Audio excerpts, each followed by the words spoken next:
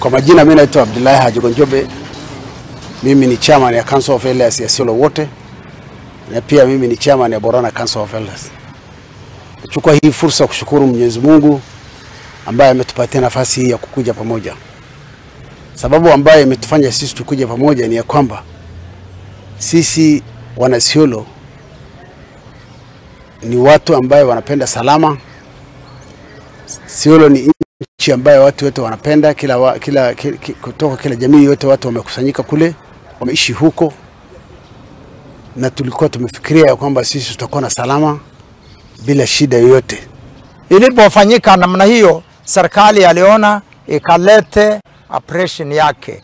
Ndio mali ile wameiba ziregeshwe.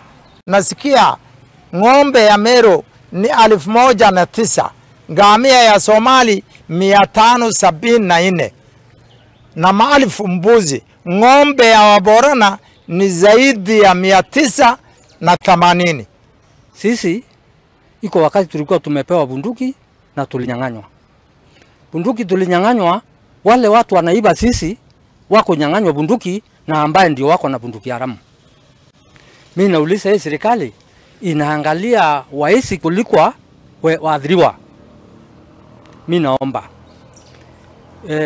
Kindiki ni Meru.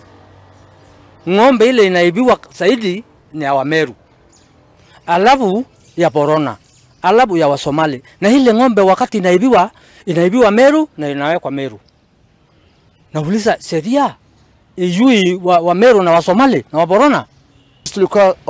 Tulisikia operation tukapiga holela. Sisi nasema asante Mungu, umetupatia nafasi mzuri. Sasa mifugo yetu tarudi, watu hata uawa tena. Hiyo operation leo imesimama kwa sababu imesimama sisi hatujui. Wanasiasa ndio wanaingia katikati ya serikali na raia kuzuia hiyo operation kuendelea.